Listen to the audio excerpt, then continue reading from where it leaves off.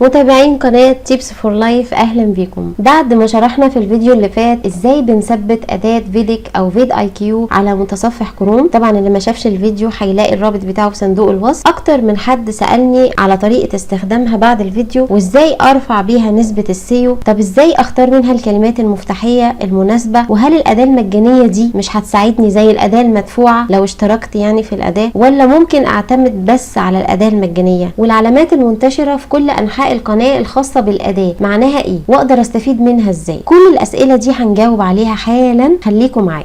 بعد ما ثبتنا أداة فيد اي كيو ببتدي أشوف العلامات بتاعة الأداة ظاهرة معايا في كل أنحاء القناة. زي المكان ده مثلا بيظهر معايا مثلا عدد المشاهدات اللي كانت على القناة خلال مثلا الساعة اللي فاتت، وهنا بيظهر لي عدد المشاهدات اللي حصلت في خلال 48 ساعة. وممكن من القائمة دي اختار حاجات تانية ممكن تضاف معايا في البوكس ده، زي مثلا لو انت عايز تظهر مشاهدات آخر 7 أيام أو آخر أسبوع، وهنا برضو عدد دقائق المشاهدة بتاعت آخر 7 أيام، وهنا عدد مشتركين قناتك. يعني انا لو دوست على الحاجات دي كلها كده يبقى كل ده هيظهر معايا في البوكس اللي فوق ده. يبقى هي احصائيات، البوكس ده عبارة عن احصائيات، اللي انت بتختاره بيظهر معاك، يكون قدامك طول الوقت. ده بالنسبة للعلامات بتاعة الأداة اللي بتظهر في أنحاء القناة. ده فيديو قديم، ده تقريبا أول فيديو أنا نزلته على القناة. الفيديو ده بقالي كتير مش متابعاه، عاوزة دلوقتي أظبط السيو بتاعه. طبعا أنا عندي العنوان موجود، مش هغير حاجة في العنوان. العنوان ده اللي بيعبر عن محتوى الفيديو، واللي أنا مختارة كلمات مفتاحية رئيسية خاصة بيه، والوصف جاهز، بس محتاج اضيف عليه الحاجات اللي شرحناها قبل كده بالنسبة لصندوق الوصف لما شرحنا الجزء الثاني من سيو اليوتيوب. فمش هعمل الوصف دلوقتي علشان ما نضيعش وقت الفيديو. انا هبدأ اعمل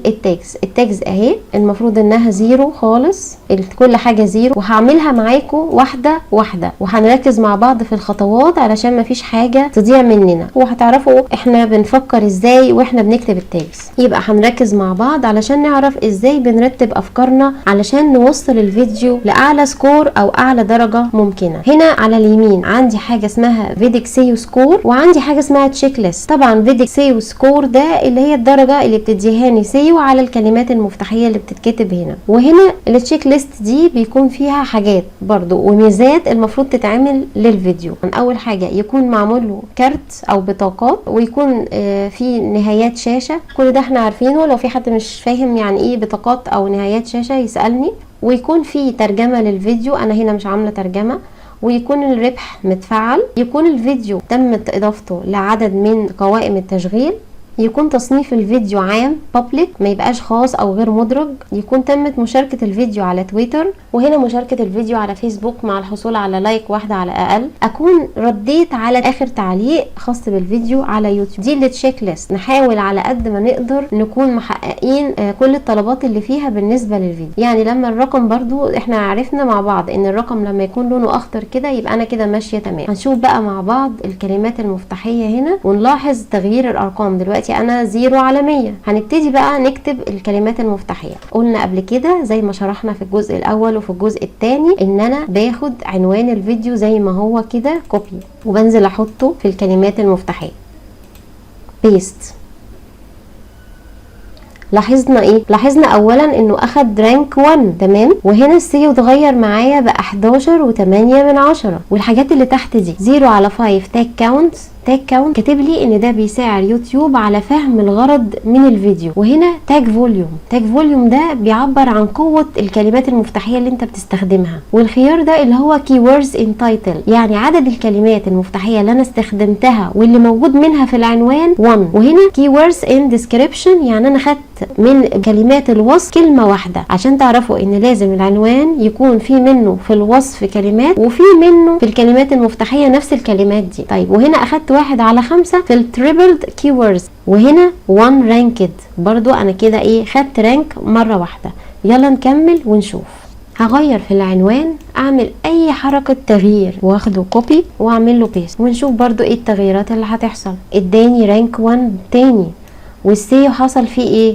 بعد ما كان 11 بقى 23، يبقى انا كده ماشية مظبوط. هنا حصل حاجة؟ لا ده لسه ما تقدمش. التاج فوليوم حصل له حاجة؟ لسه ما تقدمش. دي بقت 2 ودي بقت 2 ودي بقت 2 وبرضو دي بقت 2. يعني دول بيعلوا معايا كل ما بعمل رانك هنا.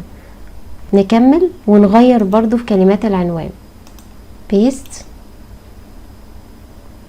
خدت رانك 1. السيو بقت 35.5. الارقام دي بقت تلاتات اهي، كل ده اتحرك معايا بقى 3. لازم اوصل الرانك التاجز دي ل5، لازم على الاقل اخد 5 رانك. نكمل.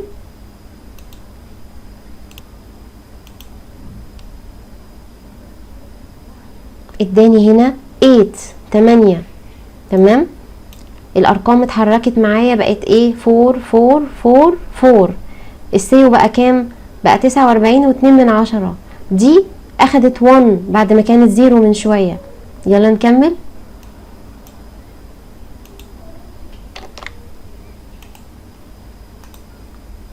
بيست، اداني هنا رانك 1. تمام. انا كده حققت ال5 رانكت. تمام كده. بالنسبة للجمل حققت رانكت 5 ودول بقوا 5 زيها. هنطلع فوق كده. السيو وصل دلوقتي معايا ل61.1 على 100. اللون بعد ما كان احمر بقى اصفر. انا كده في تقدم. عايزين نكمل. احنا قلنا المرة اللي فاتت في فيديوهات شرح السيو ان اللون بيتغير معايا من الاحمر للاصفر للاخضر، وان انا بكتب في التاجز جمل مفتاحية وكلمات مفتاحية. انا لغاية دلوقتي كاتبة جمل واخداها من العنوان، كلمات رئيسية واخداها من العنوان. هبدأ دلوقتي اكتب كلمات العنوان بشكل منفرد او بجمل قصيرة. هنجرب نكتب كده مثلا كلمة حل، مشكلة فصل الراوتر. السيو وصل معايا بعد ما كان 61 وصل ل64.2، ودي بقت 2 والتاج فوليوم بقى 1. يبقى الاداء ابتدى يعلى معايا لما كتبت كلمات العنوان بس بشكل منفصل كده مش جمله. السيو اترفع والارقام دي ابتدت تقوى معايا. ندور على كلمات مفتاحيه بقى متعلقه. انا كده مثلا خلاص كتبت العنوان اللي انا كاتباه جمل وكلمات، عايزه ادور على كلمات تانية. اعمل ايه؟ هستعين بفيديك بقى. مثلا نستكشف كلمه الراوتر ونشوف هيطلع لي ايه.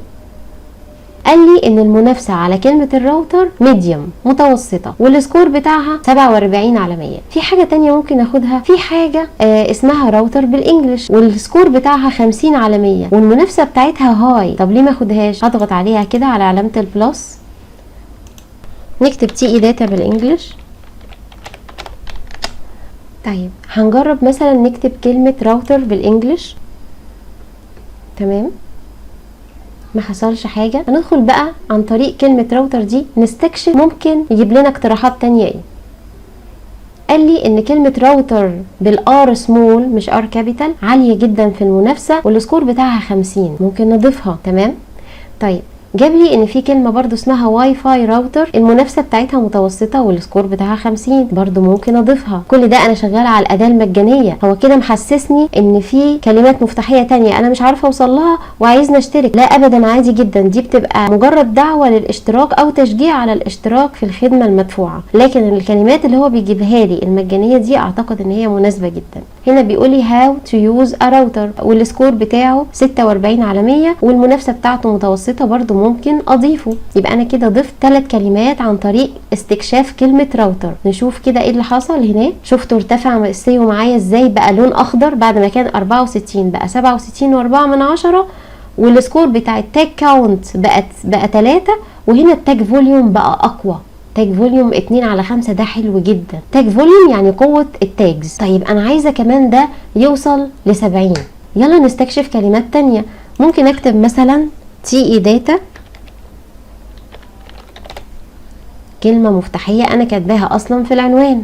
ممكن استكشفها كده. لقيته كاتب لي ان تي اي داتا بالتي سمول المنافسة عليها متوسطة ميديوم والسكور بتاعها 28. ليه؟ لان اصلا كلمة تي اي داتا دلوقتي ما بقتش تذكر لان حل محلها كلمة وي، فوي واخدة سكور اعلى والمنافسة عليها هاي. يعني انا ممكن احط وي وممكن احط تي اي داتا برضو بتي سمول، مفيش مشكلة، هتعلي معايا برضو السيو. وممكن كلمة راوتر تي اي داتا واخدة سكور 31 والمنافسة عليها قليلة. ونشوف ايه اللي حصل. السكور وصل 69.3. التاج كاونت بقى 4 والتاج فوليوم زي ما هو 2، يبقى احنا كده برضو في الطريق الصحيح، وممكن نوصل الفيديو ل70 على 100، هيبقى حلو قوي معانا. نكمل. هنشوف نضيف كلمات تانية بما اننا بنشرح حاجة، يعني ممكن نكتب كلمة طريقة عمل، وممكن نضيفها بالانجليش برضو ونكتب how to. ممكن نضيف كلمة راوتر configuration، اعداد الراوتر، لانها برضو متعلقة بالراوتر. وممكن نكتب problem، مشكلة، بما اني انا كاتبة في العنوان كلمة مشكلة بالعربي، ممكن اكتبها برضو بالانجليش problem. ونشوف كده السيو اخباره ايه. التاج كاونت بقى 5، والسيو وصل معايا ل71.2. انا كده وصلت السيو لدرجة كبيرة جدا. عن طريق ايه؟ عن طريق ان انا كتبت جمل من العنوان وكلمات من العنوان وكلمات مفتاحية متعلقة ظهرت لي عن طريق اداة فيد اي كيو، وكلمات انجليش انا جبتها برضو من ترجمة العنوان العربي. السيو وصل معايا ل71.2، ومتاح ان انا اكمل لغاية ما اوصل عدد كلمات التاجز ل500 كلمة. يعني انا كده خلصت ووقفت عند 403، والسيو وصل معايا ل71.2. بعد ما اخلص هقول له سيف،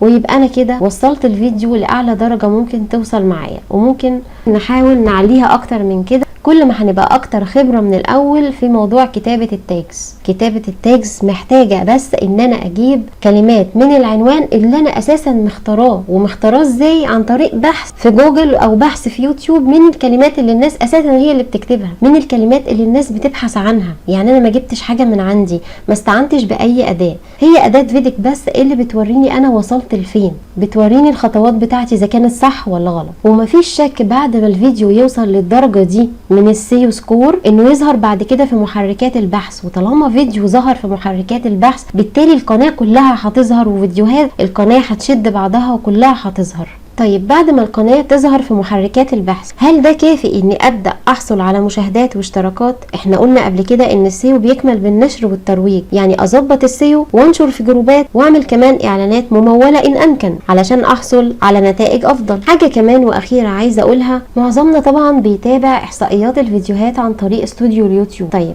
احنا النهاردة ظبطنا السيو ووصل معانا ل71.2. قبل ما تبدأوا تظبطوا السيو بتاع الفيديو بناء على الخطوات دي، هتاخدوا سكرين شوت من استوديو اليوتيوب للفيديو اللي انتوا هتبداوا تظبطوه، تشوفوا نسبة ظهوره قد ايه ونسبة النقر عليه قد ايه، سكرين شوت. وبعد ما ظبطنا السيو بالطريقة دي، هتبداوا تتابعوا احصائيات الفيديو من جديد ونتابع اداؤه، هل النسب دي هتعلى ولا لسه زي ما هي. لو تابعنا ولقينا النسب قليلة، ساعتها هيبقى في تصرف تاني المفروض ان احنا نعمله. كل الحاجات دي والاحصائيات دي هنتكلم عنها بإذن الله المرة الجاية، وهنعمل مع بعض تحليل إحصائيات أداء الفيديو في محركات البحث. الإحصائيات دي مهمة جدا، عن طريقها بنعمل إدارة دقيقة لكل فيديو، وبحسن أداء القناة بشكل عام في محركات البحث. استنوني في الحلقة الجاية، وأنا كمان هستنى تعليقاتكم. ولو الفيديو عجبكم ما تنسونيش بلايك وشير للإفادة واشتراك عشان القناة تكبر بيكم. وإلى اللقاء.